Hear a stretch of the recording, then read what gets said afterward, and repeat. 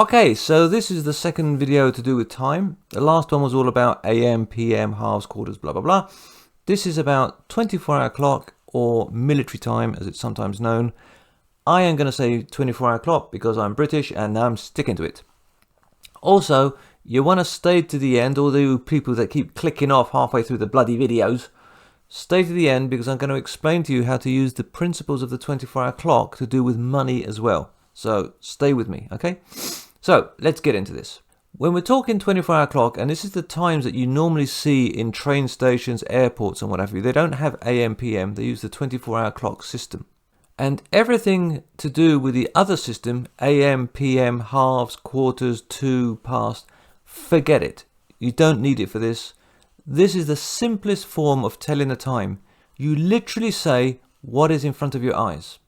Okay, so hopefully magically a clock or something's going to appear alongside me. Let's get into this. I have to keep looking at my notes here because otherwise I'll forget what I'm talking about. So, this time here, what is this? This is not 11 AM, 11 PM or 11 o'clock. This is 1100 hours. And we say it's 1100 because it's literally what you're looking at. You're looking at the 11 plus the double O's of the hundreds. Okay, now notice I said double O. I didn't say 00 or double naught or anything else. I said double O. In English, traditionally speaking, unless you're a mathematician, we don't tend to say 0 or naught. We say O. So like this, for example, is a dialing code for London. It's 020. It's not 020. Okay, so remember that. When you see what you want to say as a 0, we say an O. So, 1100 hours, 1900 hours, 2300 hours. Very simple. Doesn't matter where we are, that's what it is. Now, what is this time?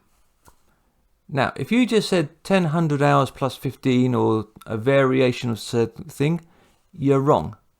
It is just 10:15. You literally say what is in front of your eyes. This is 2030. This is 1845. Literally what's in front of your eyes, okay? Now, let's change it up a little bit. What's this time? If you said it's 600 hours, you're not exactly wrong, but you're not exactly right. You're missing something from the very beginning. It's the O. 0600.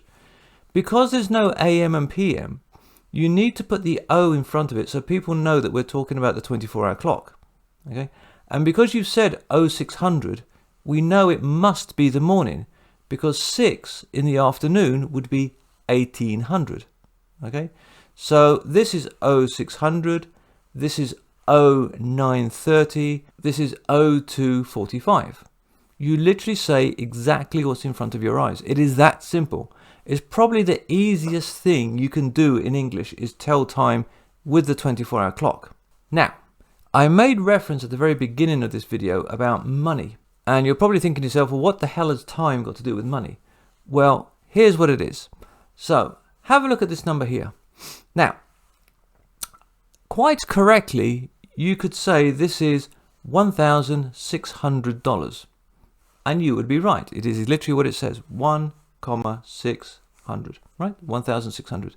But Americans and Brits, not as much, but still do the same, we would say this is $1,600 because we're still working on the same principle like you did with the time. When you see a double O, we call it 100.